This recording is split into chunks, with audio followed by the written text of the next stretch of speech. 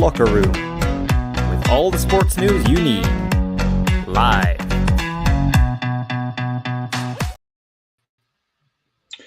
Good evening, everyone. It's Sunday night. Yes, it's not our normal slot. We're usually on at 3, but there was a bit of a delay this afternoon, so we thought we'll come on later on because I want to put a show out. So we're here for an hour, 7 till 8. I am your host, Graham Duffy. Delighted to be joined by a national treasure, and I'm calling that because he's here. It is the one and only Mr. Stephen Rayside. Stephen, how are you doing, my man? He's not usually that nice to me off camera, by the way. How you doing? You okay? I'm always nice, mate, especially when you're on. I'm always nice. Nah, I'm only joking. Nah, I'm good, mate. I'm good. There's some stuff I want to get into regarding this weekend, so I say, but I'm sure we'll get there. We will do. So we are on here till 8 o'clock. Get your comments in. As always, we've got a lot to talk about before we get to the games that took place yesterday. And there's a lot to talk about in those. We have to start with the game that was postponed this afternoon at lunchtime between Dundee and Rangers at Dens Park.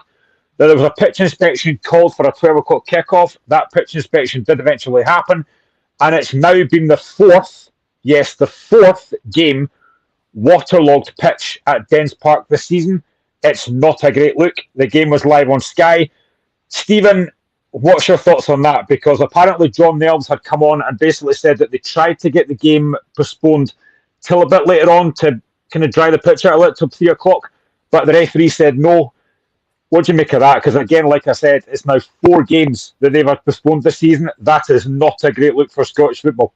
It just makes the league look a bit amateurish, doesn't it, Graham? I mean, for it to happen the fourth time this season. And I don't think there's been... All right, it's been raining, but I don't think it's been torrential by any stretch of the imagination, unless I've been staying in the house for too long and no doubt my head outside. I know there is a bit of a distance between Glasgow and Dundee, but I mean, you said it yourself. I've seen it time and time again with Dundee this season that they just don't seem to manage to get that pitch right, and quite often it's not playable. So no, it's very, very concerning. I even draw my mind back to a game at the start of the season. We played the first game of the season in August, and there was even that corner that they seemed to be having all the problems in was really damp that day as well, and the ball was getting stuck. And I'm like, that's August. We're now in March. The clocks are moving forward in a couple of weeks. You don't really expect to be hearing about postponements. No, Collins Lucas, good evening to you, mate. You said the pitch needs to get relayed. And Gregor McIntosh, our Dundee fan, good evening to you, Gregor. Evening, shameful that our game got postponed again. And that's the problem, because I actually was on TikTok earlier on, right? And I saw a game being played between like 2 youth teams, and the pitch was awful, but it still looked better than Dens Park. For that to be the 4th time this season that a game's been postponed.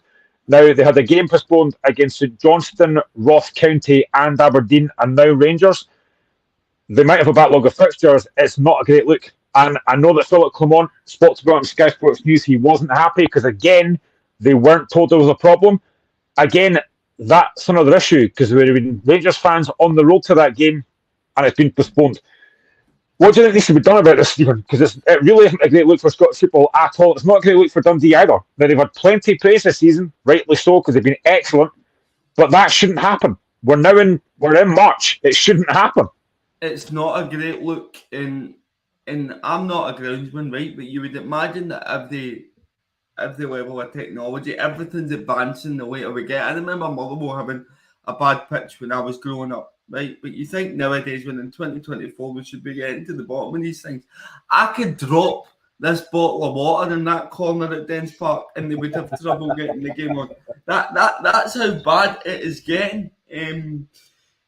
I don't want to get to the point where we see clubs getting fined, but I think that clubs need to be seen, particularly in close season. I think Dundee need to be seen to be doing something about this. Because they can't go into next season and having the same issues. Because it's not good enough. Especially when you're trying to fight for TV deals, this, that, and the next thing. And I don't want to hear, particularly when we're talking about banning plastic pitches in the Premiership, I don't want this to strengthen anybody's argument, oh, well, if you had a plastic pitch, this wouldn't happen. No, Just because things like this happen does not mean that there's a place for plastic pitches in the Premiership. Absolutely not. But clubs have to get this right, and Dundee need to do something in the summer. Do you know what, Stephen? I actually did see that on Twitter earlier on. Somebody actually did mention that maybe we should just get plastic pitches, and I was the same with you. It was like, I don't like them in the Premier League. In the Championship League One, it's fine, but not in the Premier League. But you've also got two sets of fans, Dundee and Rangers, that were looking forward to that game. 12 o'clock kickoff on a Sunday. Rangers a chance to go back to the top. Dundee a chance to get back in that top six after the results yesterday. And like I said, John Nelms has actually said, could we try and push this so we can get our ground staff, because they were working on it. You could clearly see them working on it. And they actually did ask the referee, could we delay this till like 3 o'clock? I mean, do you think by that point, because John Nelms did say, they could have got it done by 3 o'clock. Do you think they could have easily said, do you think the referee could have easily said, right, do you know what? We'll try and make this playable 3 o'clock. Do you think that should have happened rather than just saying, no, game postponed, can't be played? Well, put yourself in the position of a Rangers fan. I know with the way some Wales fans support are that some Rangers fans might have been travelling from Dundee. But but think about it, you're almost at the stadium when you hear that the game's been postponed. So obviously you would like it to be put back. But then the argument comes in, a TV company's having to rejig their schedule. I think there was a game on featuring Aston Villa in the Premier League today. I don't know whether that maybe came into the decision, but absolutely, I think we could have delayed it until 3 o'clock and then got it played. But still, with 2 weeks to go in March, should you be having no, am I wrong? Am I wrong, Graham? I don't think there's been any drastic rainfall. Maybe somebody that's staying in Dundee will tell us a different story. But you shouldn't be having these problems, should they? No, I don't think so. I genuinely don't think so. I've honestly seen worse pitches than that get played on like locally. I don't think there's how they have to call that game off. I mean, it is ridiculous in this day and age. Like I said, it's 4 games now they've called off the season. And like I said, Philip Clement in his interview wasn't happy, and I think the reason was because nobody told them. Now, surely the SPL's got to tell them there's a problem there. And this is where it comes back to, and somebody put in our group chat earlier on, I think it was James put in the group chat, that, that's another problem. The SFA, SPFL don't tell anyone what's happening. And it's shocking how they're on this game. It really is. Yeah, it's just poor. It's poor across the board. It's poor the way we market it. It's poor the way we manage VAR, and it's poor the way that we manage situations like waterlogged pitches. I mean, I heard that the Dundee groundsmen were there for 5 o'clock this morning, trying to clear that area of the pitch. Now that's crazy. That even in that amount of time, there's nobody able to get that clear.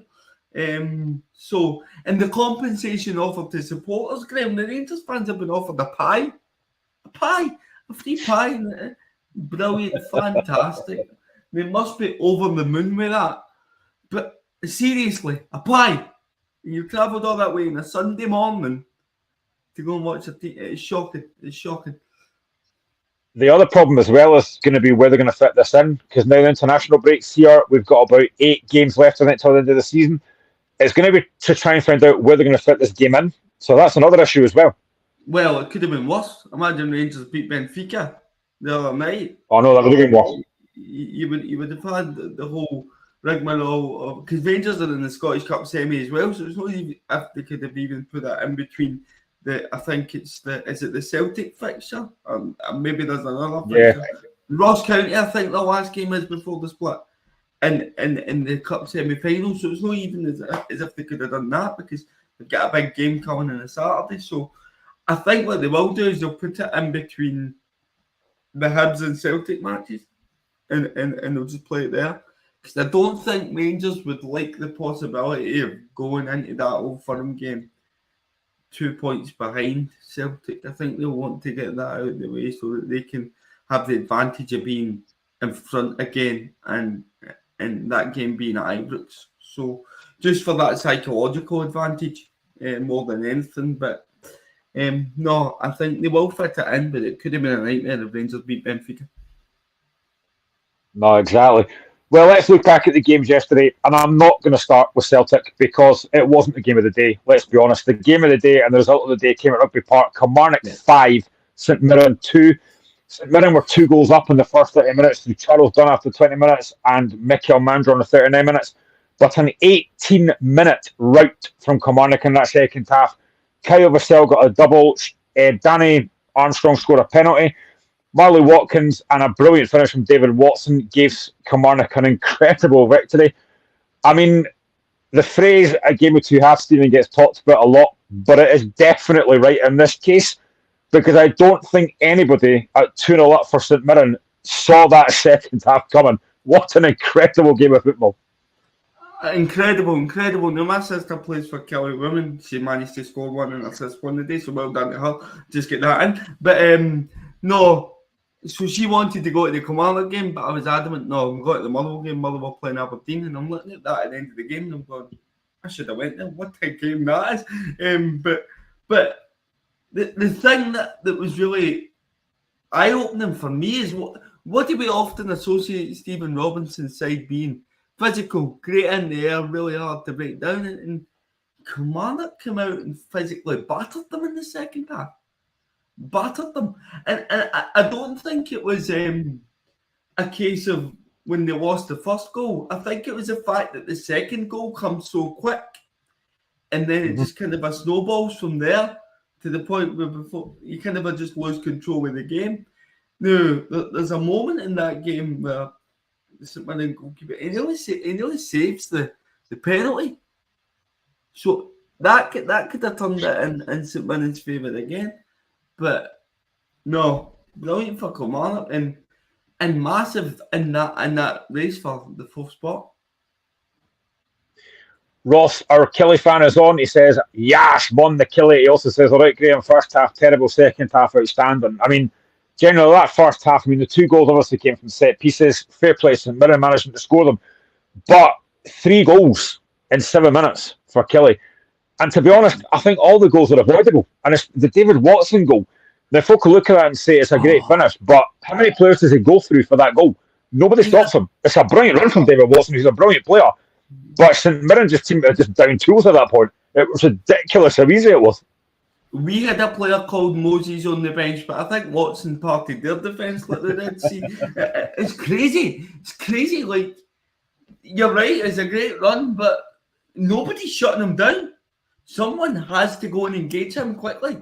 Go and engage. Go and make contact. Get close to him. It's just like he just waltzes by them. And a great finish. Listen, take nothing away from David Watson. It's not his fault that St Mirren decided they couldn't defend. But I had the freedom of Ayrshire, the freedom of Rugby Park, and he puts it away. I've spoken about Kyle Vassell a few times on the show before, and again, I thought second half he was physically just too strong for St Mirren. He gets 2 goals, second goal's a great finish. But, I mean, I heard Derek McInnes after much interview, and he was asked what happened in the second half, and he basically said, we played like men second half, and they did. And let's be honest, and sorry St Mirren fans, but St Mirren played like Pussycat. St Mirren played about Pussycat second half. I honestly couldn't believe how easy they were to play against that second half. Given what they'd done in the first half, they looked comfortable first half. 2-0 up, they looked so comfortable. But then just an absolute blitz from Kilmarnock. I don't honestly, where that came from, I do not know. Complete bolt for the blue for Killie and fantastic for them. And I think you touched on Kyle Vassell there. I think he's a kind of striker that Killie need. He's someone that he might not score 20 goals a season, right? But I've had players at Motherwell in the past where Ryan Bowman, perfect example, right? Everybody spoke about Louis Moult when Louis Moult was there banging in, but his partner Ryan Bowman was such a great asset to us, and it's not until these players leave that you go, what? Do you know what? He was actually decent, and I think Kyle Vassell is that kind of a striker for Killie. He's got attributes that can help the team. He gets his double yesterday, and he deserves it, and that'll be huge for his confidence. Ross says, David Watson, the future Scotland and Killie captain. He's a midfielder. He was playing right back. I mean, anytime I've seen David Watson, I think he looks really impressive. Now, like I said, I don't know what St Mirren are doing at the goal, but fair play to Watson. He capitalises, and any game I've seen him play, he scored at Celtic Park as well. I think David Watson has been fantastic for Kilmarnock recently. Yeah, no, he has, and it's just great to be Scottish and see talent like that come through. Goes to the same gym as myself, and I know he's in there. a couple of times a week. He's absolutely fantastic, and you see him getting physically better as well, physically stronger, and I think he can add another 2 or 3 levels to his game. I didn't have the best of games yesterday, but he's very much in the same category as Lennon Miller. By Lennon Miller, I didn't mean didn't have the best of games yesterday, but he's very much in that category for me, in the same bracket. Ross says, my man of the match and signing of the season is Marley Watkins. My dad is Watkins or D's. And he also says, my dad says, all right, lad, he's called Stuart. All right, Stuart, hope you're doing well, my man, tonight. You'll be very happy after yesterday. Just looking at St Mirren, though, I mean, they are still sitting fifth, decent position. Do you think that will derail the season on the back of that horrendous second half performance?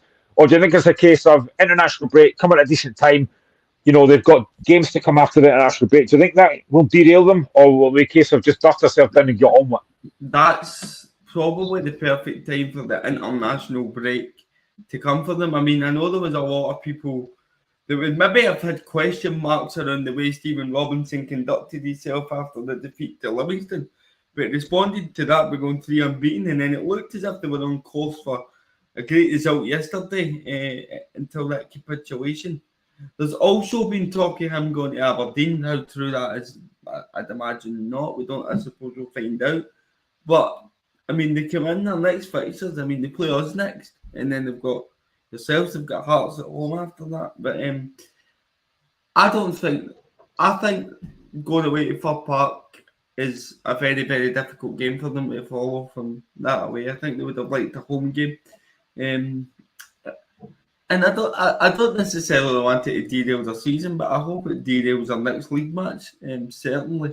But no, I think Stephen Robinson, he's very good at getting his side back to winning ways sooner rather than later.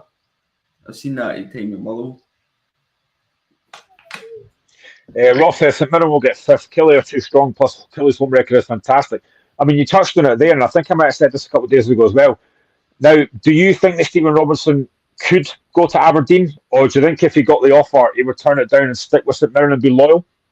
I think Stephen Robinson, if he was offered it at the end of the season and Neil Warnock stayed to the end of the season, he'd take it because he's starting afresh. I don't know if he jumps into it now because he may want to finish the season and get within that European spot. I think he'd want to try that. I mean, he knocked down the Northern Ireland job when he was at Motherwell. Knocked that back because it didn't feel right for them. So he won't go there unless it feels right for them. But he knows Alan Burrows really well, obviously, having worked with Alan at Motherwell, so I don't know whether that'll be a factor. Then obviously there's a pull it being, I would say, the third or fourth. You'll push for me to say fourth. Biggest club in Scotland in Aberdeen. And don't bring up any ticket splits, right? I won't. But no, so that might be a factor. I think it's very difficult to turn Aberdeen down, and I just think with the way that I know I'm contradicting myself slightly here, but I think Robinson's proved that he can do it at Motherwell, proven he can do it at St Mirren, and I think the next natural step for him in his managerial career is to go to a club like Aberdeen. In terms of Killie, I mean, honestly, a brilliant one yesterday. Like I said, nobody saw that coming. They're currently sitting fourth. They're 11 points behind Hearts. They've had an absolutely fantastic season. Do you think there is any slight chance, and I'm always hoping this won't happen, do you think there is any slight chance that Kilmarnock could potentially catch Hearts for third, or is it done? It depends, right? Because we've got 3 games before the split. So see if that gap... I'm just looking at Hearts fixtures here. They play Killie in the next Kilmarnock match. After that. They've got Kilmarnock, yeah. So if Killie win that game, then yes. Right? I'll say if Killie win that game, then yes. Because after that, you just go away to St Mirren. Then the gap could be down to what, 5 points. Killie have got Ross County at home. They would imagine they'd take care of that. Although, great result for Ross County yesterday against you guys. But if Killie beat Hearts, Hearts going away to St Mirren and then be having Ross County at home, I think it's game on. But I would still favour Hearts because they've got an absolute goal machine up front and Lawrence Shannon. Do you think at the start of the season any Killie fan could have seen this coming? To be sitting fourth with 8 games to go? Because I generally don't think I could have done. I think maybe the way they started against Rangers, they would have hoped, but I just no, because you look at their away form last year. I mean, it's just great staying up last year, but that's one of the things that they've rectified is they've managed to find a balance because the home form was really good last year, but it was just that away form. So they managed to get that balance right, and I don't think they would have maybe seen it coming, but they'll absolutely be loving it. I'm in a group chat with loads of Killie boys that I met in Dublin, and they're sending Europa League gifts into the group chat yesterday, and quite rightly so, because it's not often you get to celebrate being above Motherwell as a Kilmarnock supporter. So enjoy it, lads. I think they definitely are. Ross says Killie can get third, but we need to show it. Well, I certainly hope not, to be honest. I predicted 7th or 8th or even 6th, not 4th. I'm so happy for many people, especially Derek McInnes, and that's the thing. Derek McInnes done a fantastic job. And let's be honest, Stephen, I think it was talked about ages ago. Kilmarnock definitely won the transfer window. Bringing guys like Greg Stewart, bringing in guys like Kevin Van Veen, who I know hasn't had the best of times yet, but they've got a very good squad there. And there's no reason they shouldn't definitely cement 4th place if they don't get 3rd. Hopefully they don't get 3rd. But generally, there's no reason they can't get 4th for that squad they've got. It's not just what they did going forward. You mentioned Greg Stewart, Kevin Van Veen, who, by the way, incidentally, has hardly featured.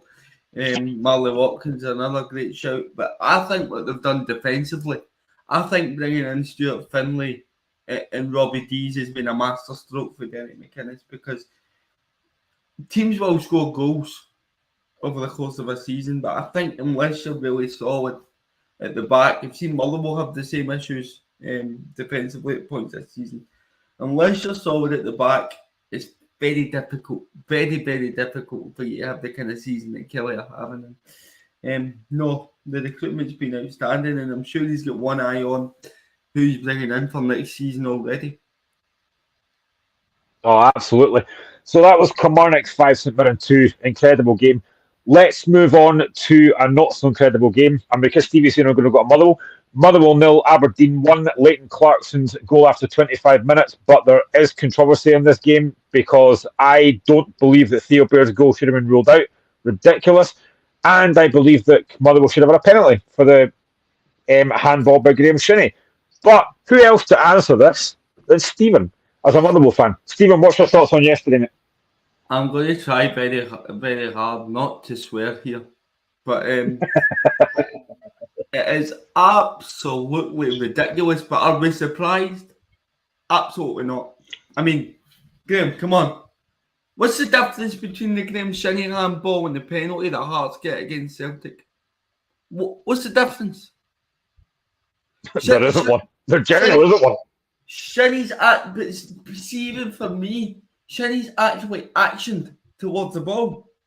He's actioned towards it. So that's more deliberate than the penalty Hearts get against Celtic for me. Well, I think it was. And this is why it's so frustrating with supporters, because you hear Stuart Kettlewell going into the post-match press conference and saying it was that Laturi for Ross County had a handball against us at it was, yeah. Paul Stamen Brophy, and he scores. So, come on. And that's obviously the Theo Bair situation. It brushes his bicep. And it's a great finish for Lennon Millen. And Lennon, I know he said he didn't have the best of game. That's because the game was flat overall. We did play a great pass to Sam Nicholson and get that goal. It should have stood. But no doubt, Crawford Allen's going to come out and say, no, we've had no more mistakes. We're doing everything absolutely fine. Move on. It's a joke. It's a farce. But to me, it sums up the week that we watched right now. It's ridiculous. And there was one in your game as well that I thought was even just as atrocious. Horrendous. Well, Kettlewell said it because the whole Laturi thing, it was basically said that because he didn't actually score the goal, then that's why it wasn't ruled out. But then Theo Baird doesn't score the goal yesterday. I mean, again, I said it in the group chat. I don't know why the official and VAR's getting involved in that. It's got nothing to do with him. There is no way that should have been disallowed for Theo Baird. It's a terrible decision. But yet again, I mean, how often do we talk about the fact that they came out and said, we've only made 4 mistakes? Well, that's another one of that, because that's a terrible decision. And you're right about the Graham Shinnie one. I mean, he motions his arm to it. And if you actually look at the positioning of Willie Collum, he's looking straight at it. You can clearly see what he's done there and still doesn't give it. It's just a guy with no cojones.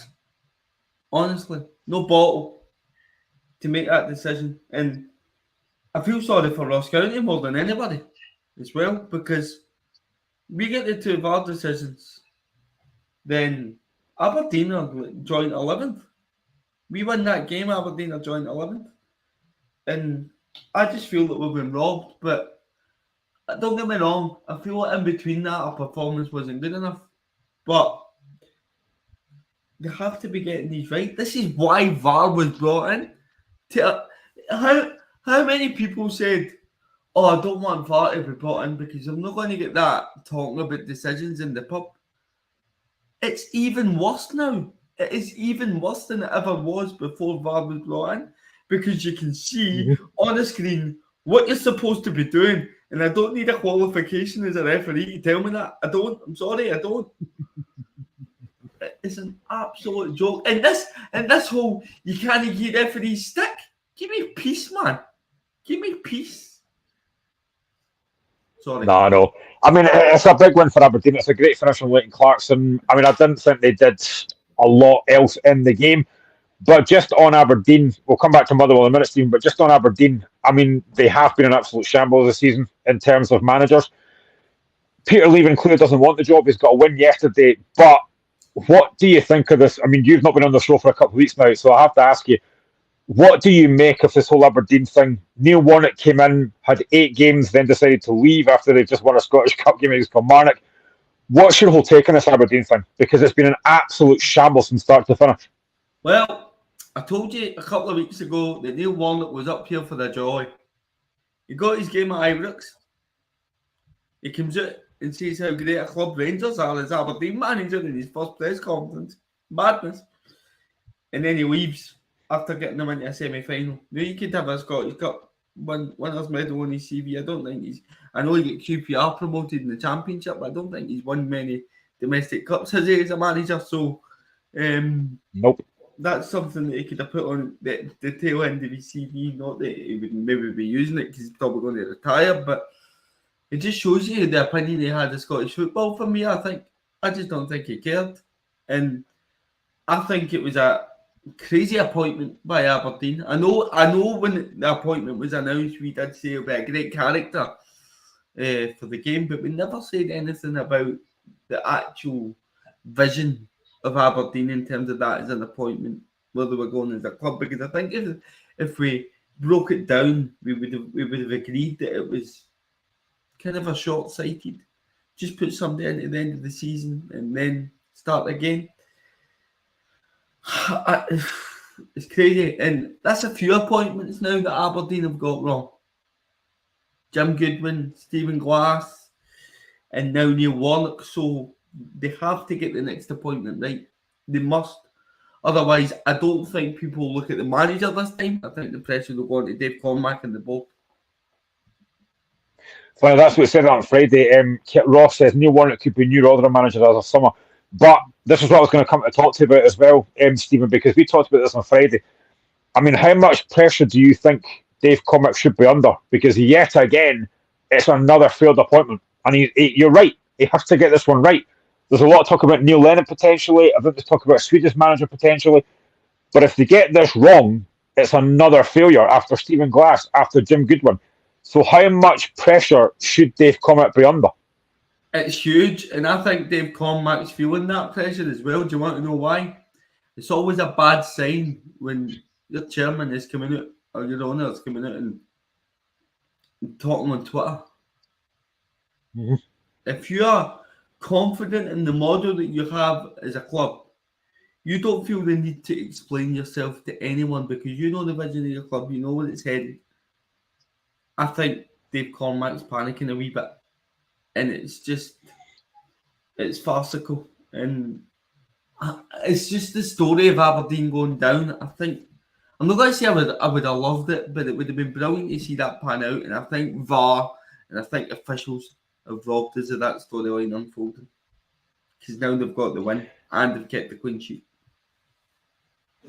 Well, just in terms of that game yesterday, do you think Aberdeen deserved to win it? Did Motherwell do enough to get back in that game? Obviously, take out the two bad decisions that were given. Do you think Motherwell did enough to get back in that game?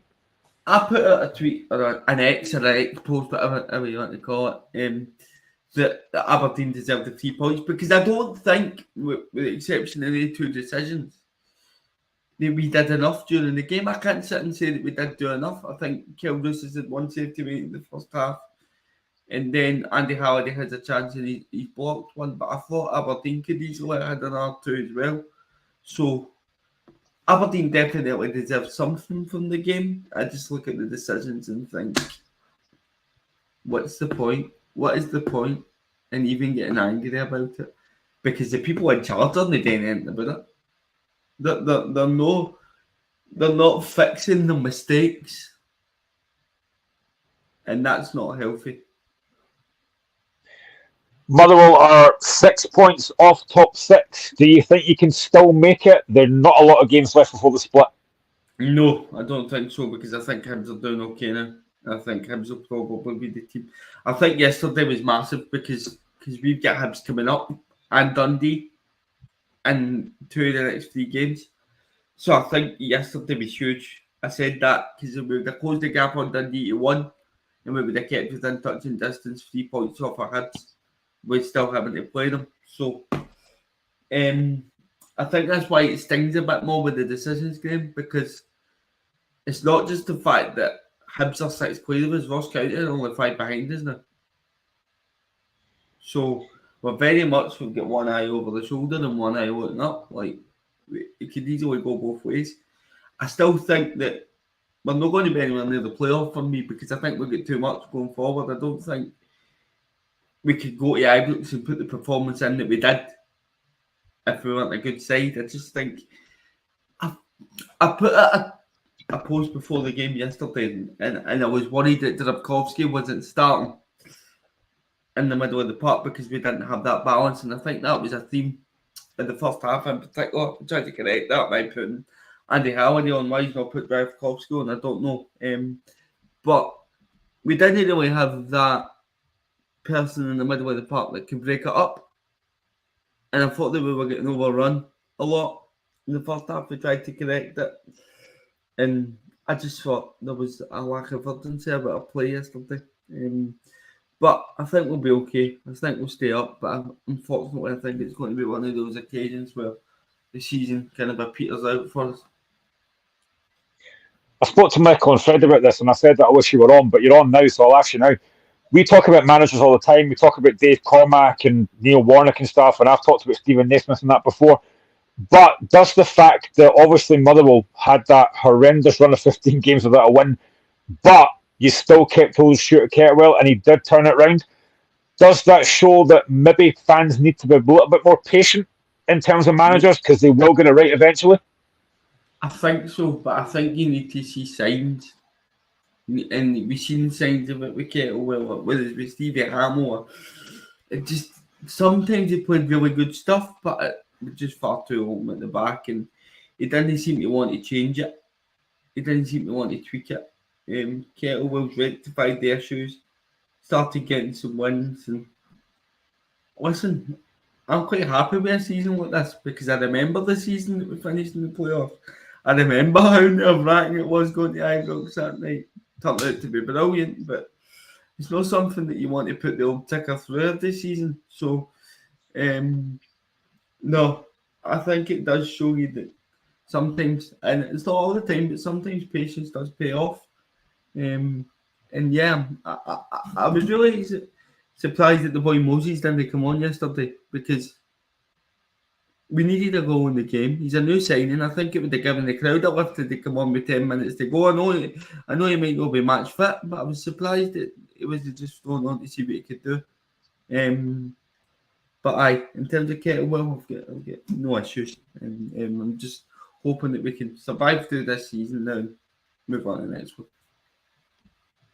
So a big win for Aberdeen yesterday, but it wasn't helped by the fact that Ross County then went and beat my team Hearts by 2-1 yesterday in Dingwall. 2 goals from Simon Murray. gave Ross County a 2-0 lead. Yutaro Oda does get one back later on, but Hearts did have a goal disallowed for a Lawrence Shankland offside, which I think is very, very harsh, but I'll come to that in a second. But Stephen, a massive, massive win for Ross County yesterday to put that pressure on Aberdeen, with Aberdeen winning against Motherwell yesterday. Yes, but Toby Sibic, Graham, what is he doing? Oh, dreadful, mate. Awful, What is awful. he doing? And it just shows you how good Frankie Kent has been. Because you're missing him yesterday, am I right in saying he was the point? So... No, I honestly can't understand what Sibic's doing there. I said it in the group chat and I said it on my Twitter as well. Just clear it. Why are you trying to bring that ball down in the box? Just clear it. It's ridiculous. He clearly doesn't know that Murray's there, but it doesn't matter. Just clear it. And it's not the first time he's done it. Sibic's done that numerous times and he doesn't learn. It doesn't matter anyway, because it's not as if he's going to create something for his own 18-yard box. So just get it out, just clear it, and then regroup and go for there. It's crazy. Good ball down the channel for Jan Danda, by the way. That led to it. So you've been kind of a mixed emotions about that. You're getting him in the summer, but he's done. He's there. Oh, I know, mate. What did you make his celebration against Hibs as well? You must have loved that. I don't know the chance to speak to you about that.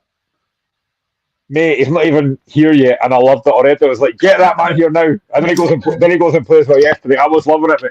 Loving it. But no, poor for Hearts defensively, but I still thought he's looked okay going forward. I mean, Alan Forrest did a brilliant return and just kind of cut it back at one point in the second half. And for me, that's how I go. I know Shankland moves, right? I know he moves, but the goalie's not saving it. The goalkeeper is not saving that. Stephen Kingsley, he done it against Celtic. He done it again yesterday. He's put that right in the corner. So I think that should have been factored into the decision. Is the goalie getting there if Shankland does the move? No. Shocking. And that's the difference between a 12-point gap and an 11-point gap between yourselves and Kilmarnock. So, no, it's not good enough. But I think Stephen Naismith kind of hit the nail on the head when he kind of said he didn't get the goal early. Had just got the goal early, that might have settled you. But no, great win for Ross County. And I think Simon Murray's a good striker. Instinctive, both his goals. He takes his second goal brilliantly, by the way. What a finish that is. So, no, don't Killie. Getting a win there, he'll be buzzing. Yeah, I mean, Murray caused us problems all day. I mean, he gave Kyle Rose a really torrid time. And again, Rose has been improving recently, but that was a poor performance from him yesterday. And you are right. Frankie Kent's a massive miss. He just steadies that back line. It's funny because I was asked a question a couple of days ago about Toby Sibic and I said he's been improving. And he goes and does that. It's poor for both goals, but we didn't deserve to get him out of the game. I think Vargas had a shot that hit the bar. But the disallowed goal is... I'm not going to say I'm raging because I get why he's ruled it off, but you've just said it yourself, and I said it as well. For me, Wickens isn't getting that. And if you actually look at Lawrence Shankland's body position, he's actually moving away. And then before Kingsley actually strikes the ball, he moves. Wickens isn't saving that. Doesn't matter what you do, he's not saving that. I said it in the group chat. I think it's very harsh. What Shankland's doing is he's trying to turn in case anything rebounds back.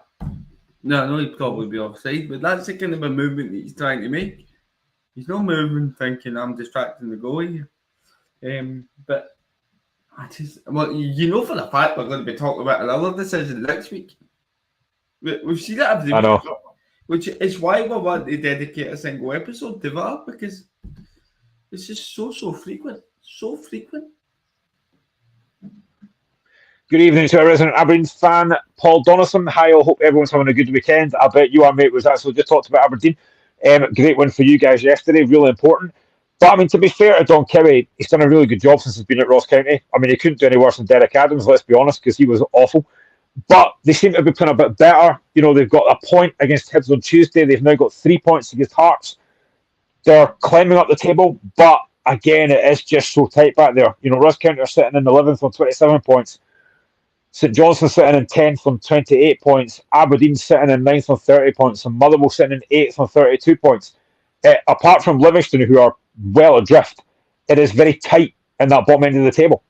Yeah, County have only lost 1 out of the last 5 games, and that was away at Easter Road. So, a wee bit of momentum kind of a gathering for Ross County. And there was a late goal in there against St Mirren as well. They won each game, the game that was on Sky. So, and amongst that not 5 games that I'm talking about, but what Don Killie's done is he's very calm.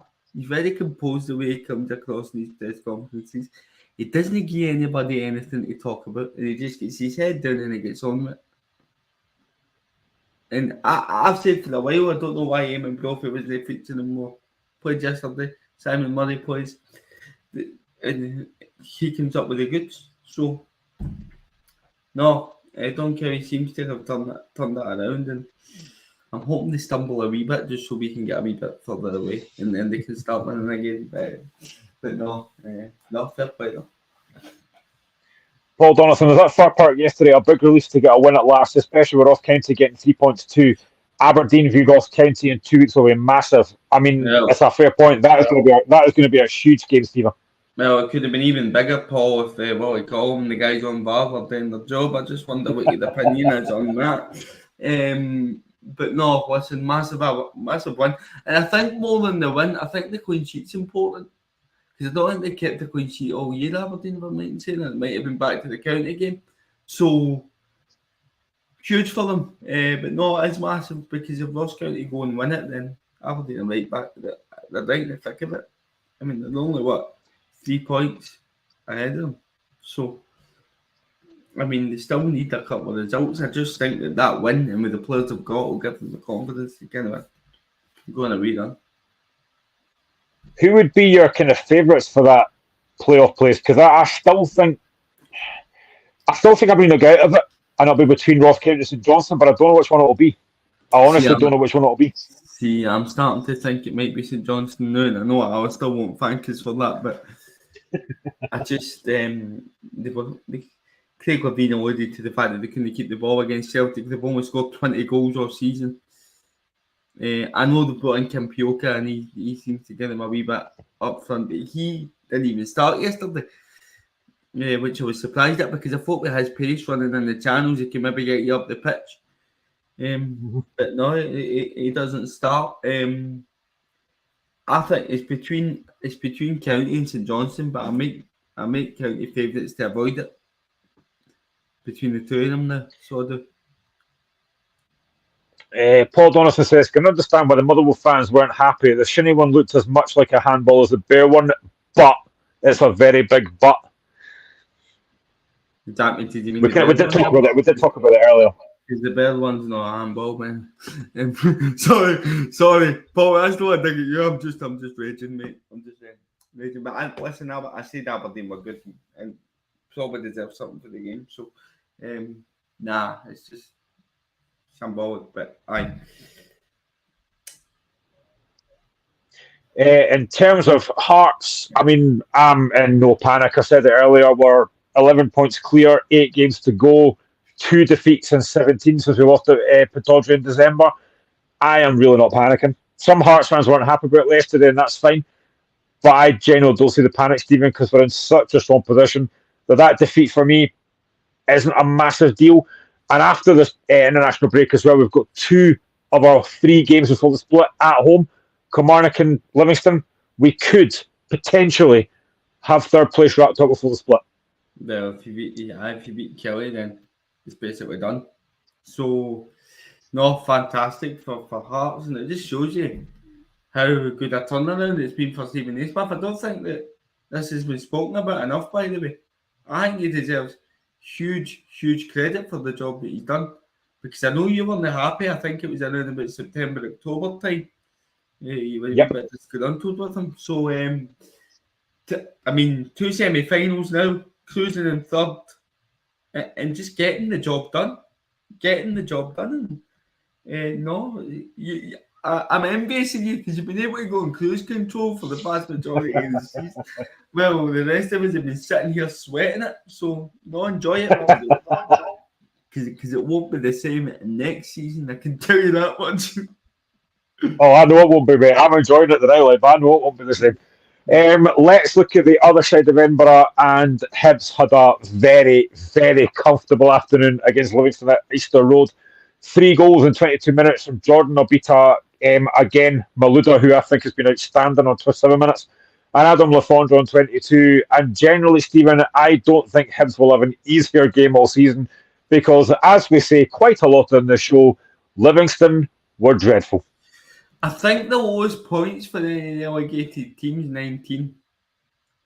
Living on 17 currently, and I don't know if they beat it. I don't know if they get to 20 because I don't see where the next win's coming from. I know they would put in a more impressive performance at Celtic Park. So you're thinking, right, next game in the league, let's get our teeth into it. Let's try and kick something, get something going. And they're 2-0 down within 7 minutes.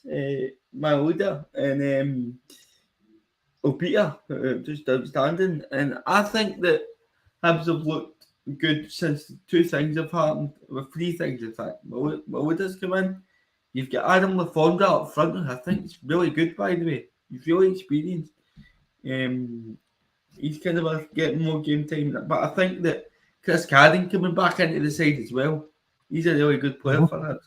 I know what he can do at Motherwell. He's got great energy. You see it in his runs, and he's got a good delivery on him as well. So, no, that's why I'm making Hibs favourites now, because I just think that there was a lot of talk about Nick Montgomery and about maybe it was a bit hit and miss. They were really good going forward at points. They weren't really getting it right in the back, but now they seem to be getting it right more often than not.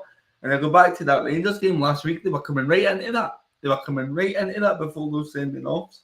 I think Marcondes has been great for them. He looks a great player. And I think Hibs, with the new investment, with Nick Montgomery getting his feet under the table, I think that they've got something to build on for next season, Hibs. I mean, as expected, once you go 3-0 up early on, it becomes a bit of a kind of, it's maybe not the greatest of games after that, but Hibs still dominated the game, still had chances. But honestly, that since the January window, I think Hibs signed really well in that window. And I spoke to this before with Mikey as well. I think Malouda has been outstanding. It's 5 goals he scored now. He's just given him something a bit different. He can play it wide, he can play up top. He's got physical presence, he's got pace, he's got really good awareness. I honestly think if Hibs could keep him, but I know it's going to cost money, that'd be a massive bonus because I think, honestly, he has been excellent so far for Hibs. Oh, fantastic. I mean, I know he's playing for Herta's second team, but he even had 3 goals in 3 games for them. So he knows where the net is. He knows where the net is. And I mean, he came in here and had 5 goals, 1 assist in 10 games. It's just contributing. That's what I talked to my sister about. See, as long as you're doing something positive in the game, you've done your bit, and that's what he's doing. And long may it continue if you're a Hibs fan. But what I know they've got a new investment. Are they going to be able to get the money out and pay what they need for the man? Because I'd be doing it. I mean, you're looking at Martin Boyle now. He's out for a long time. And by the way, I'm glad he's okay. I need to say that. Yeah. And I wish him a speedy recovery, but he's also getting older. I think he's in his 30s, so they might be looking to kind of try and shape the replacement. And I think once you get over that 30-31 stage, you kind of start to get phased out a wee bit. So is Malouda the answer? Maybe. But no, as I say, Hibs, new investment, something to build on. And I think clubs getting invested in it can only be good for the game because you never know, more people might come in and start investing. But just don't do a video. Yeah, I agree. Don't do a video. That's true. I mean, a few weeks ago, we were talking about, the potential of Hibs and Aberdeen finishing bottom 6. I think Aberdeen probably will. But Hibs definitely have picked up. They're now sitting 6th. They're 2 points in front of Dundee. I mean, to be fair to Nick Montgomery, he has had a very, very good last few weeks. They do look a lot better now. They look a lot better suited. I think he's got a formation that suits. And like I said, the players they've got in, you just mentioned Adam Lafondra there, they're having a big impact on Hibs now. Yeah, I just think it's that balance, isn't it? It's the balance across the pitch. If you're more settled at the back, it allows the front men to be more confident and do what they need to do. It just goes through the whole team. I think a defence is the most important bit of your football team. I really do. I think without a good defence, without being solid at the back, you can forget it. The defence, you need to get the defence right and then build from there. In terms of Livingston, we've said it for weeks that they are down. They're 10 points behind. I know that David Martindale said yesterday they're not giving up, and of course he's going to say that. But let's be honest, it's pretty futile. They are down. There's no way they're pulling that back. They are down. I think you can hear it in Davy's voice. I think he has gave up. And I don't blame him for giving up. Because he's seen his side make the same mistakes week in, week out. I mean, I know we said they were great going forward against Celtic, but what about the controller dying for the second goal in that game and the boy just stopped at the edge of the box? Crazy. Some of the goals are losing are absolutely mental. And it's not just one off, it's been the whole season. And I'm sorry, I don't like singling players that I hate that, but the big boy Michael Nottingham. He's awful. He's dreadful. I think I've got a quicker turn of pace than him, Graham, honestly.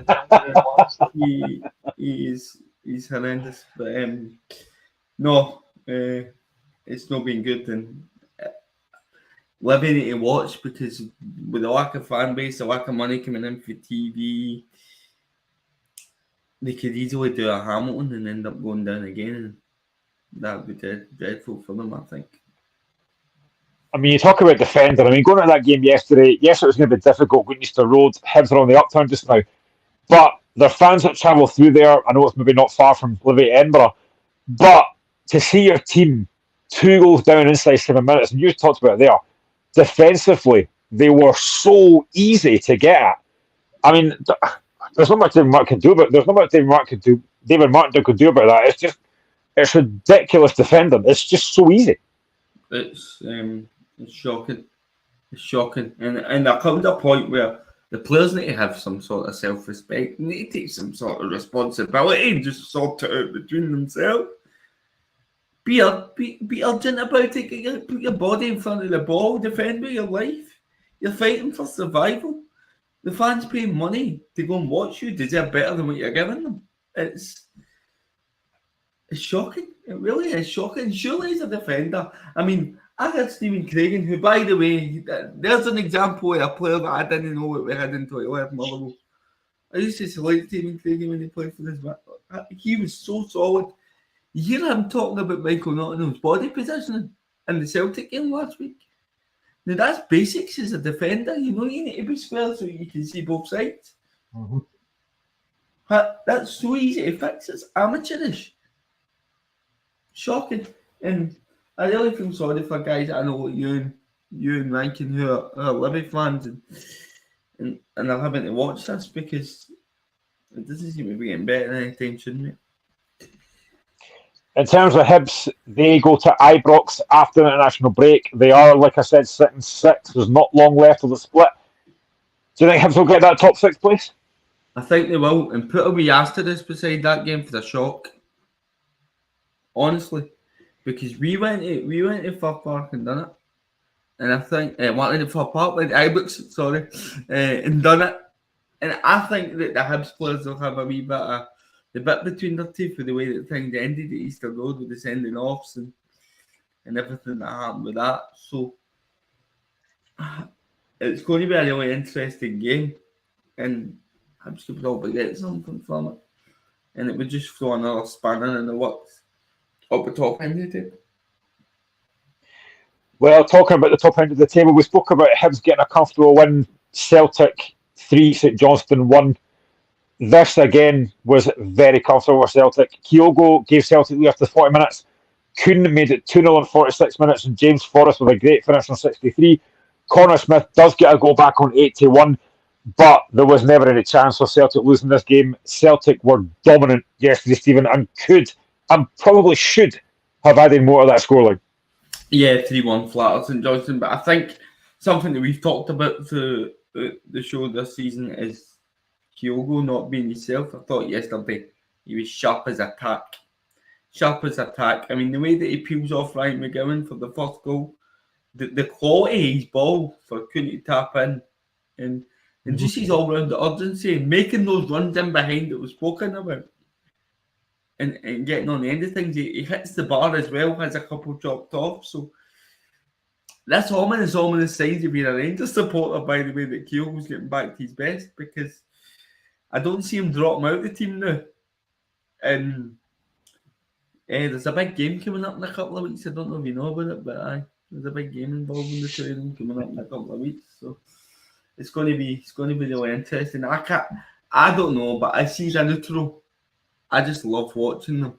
I love watching. I'm not going to sit and lie. I love watching Celtic v Rangers game, particularly when you get a title race as close as this.